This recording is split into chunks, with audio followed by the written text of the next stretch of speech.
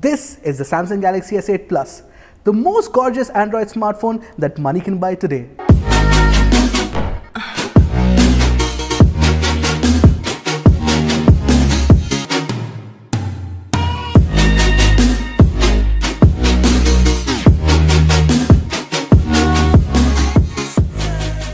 Let's talk about the good things of the Samsung Galaxy S8 Plus. Firstly, the phone is gorgeous. It is a fact. I still can't believe that the phone has a 6.2-inch display. In fact, it is hardly bigger than other 5.5-inch smartphones out there. The bezel-less curved screen design is bound to turn heads wherever you take it and go. The Super AMOLED display is superb overall, even though the colors do look oversaturated. You can, however, tweak the screen output via settings. Choose between presets such as adaptive, cinema or photo to just tweak the color balance manually. You can also change the screen resolution on the fly, so you can switch to either Full HD or HD from QHD to save some battery juice. The default resolution, by the way, is set to Full HD. A blue light filter is also there as a night mode option. Then there are the cameras. Last year's S7 and S7 Edge had great shooters to begin with, but then the Google Pixel came and stole its thunder.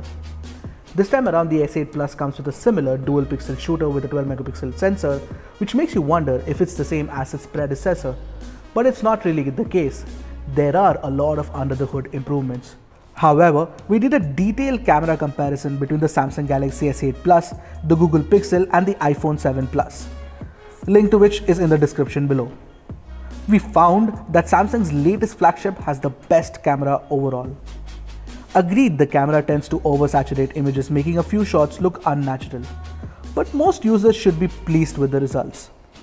Especially the low light shots, which can actually blow your mind with their sharpness and clarity. Samsung has even thrown in Snapchat-like face masks that can help you capture some fun photos of those you love or hate, depending upon the mask you choose. The front camera now boasts autofocus and delivers pleasing selfies too.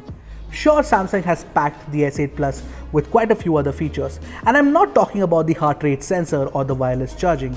Sure, they are all present as usual, but I'm talking about the new iris scanning feature carried forward from the ill-fated Note 7 and a new face unlock security feature. So while the fingerprint scanner is iffy, the smartphone redeems itself by giving you two more options for biometric authentication, and both work quite well. I tried out both the iris unlock as well as the face unlock, and they were quite fast. They even worked in less than ideal lighting. Also included is Bluetooth 5.0, which apart from other benefits actually lets you stream audio to two Bluetooth headsets or speakers simultaneously. And to top it all off, the phone is resistant to water and dust particles too. Talking about the software, you get a lot of goodies apart from Bixby, but I'm not going to talk about all of them.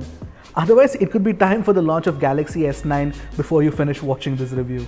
Running Android 7.0 Nougat, the S8 Duo comes with Samsung's custom interface on top.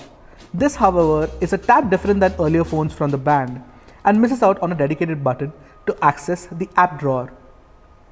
You can enable that in settings if you want it, but otherwise a swipe up or down on the home screen brings up the app drawer. There are quite a few other cosmetic changes in the interface, but of course, one of the biggest change is the pressure sensitive home key, and the navigation buttons are now a part of the software. You can switch the virtual button layout as per your liking. And then there are the edge screen features, last seen on the Galaxy S7 Edge. These come in the form of the usual panels that slide out from the side of the screen. And as can be expected, Samsung has added more options in terms of the panels you can have at your disposal. Suffice it to say, the word loaded would be pretty apt here. And lastly, the performance. The Exynos 8895 system on chip inside the Samsung Galaxy S8 Plus uses a 10 nanometer fabrication process, just like the Snapdragon 835. Mated to 4 gigs of RAM, it delivers smooth performance regardless of what you throw at it. There's a hint of jitter on occasion and the phone heats up slightly too, but that could just be me nitpicking. Talking about the battery, the 3500 mAh battery lasts a day with medium usage, and our video loop test took almost 16 hours to drain from 100 to 0. So nothing to complain as far as battery life is concerned. A full charge took almost an hour and 45 minutes, all thanks to fast charging support. Now let's talk about the drawbacks. For one, not only is the newly located fingerprint scanner badly placed, it doesn't work very well. Secondly, the phones can get quite slippery. And when considered together along with the fact that the glass construction seems fragile, you're going to have to treat the S8 and the S8 Plus with kid gloves and make sure you don't drop it. Like ever. Further, the hybrid SIM tray is made of plastic and seems quite flimsy. Not done, Samsung. Continuing with the negatives, the non-conventional screen aspect ratio of 18.5:9 could be an issue if you're a discerning video watcher. The curved edges of the screens on the S8 and S8 Plus tend to slightly distort the corners of the videos playing on the devices and crops them too.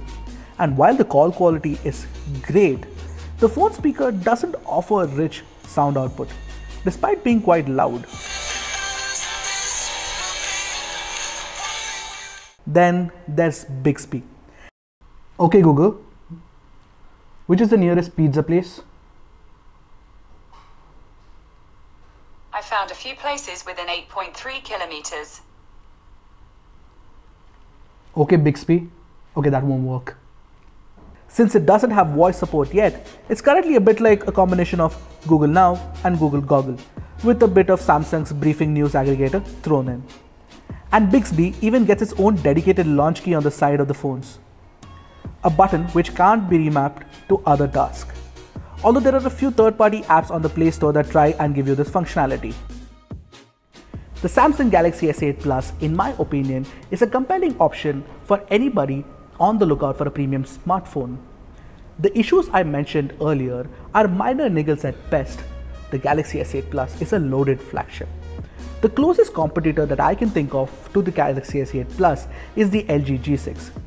But I know that spec nerds will agree when I say this. The A21 on the LG G6 feels so 2016 by comparison. And the Galaxy S8 Plus is far sexier too. For the longest time, one of the metrics that I've used while reviewing smartphones or even recommending one is, would I buy this phone for its asking price? When I asked this question for the Samsung Galaxy S8 Plus, the answer was a resounding yes. If you liked our review of the Samsung Galaxy S8 Plus, don't forget to hit the thumbs up button. Also, don't forget to share it with your friends.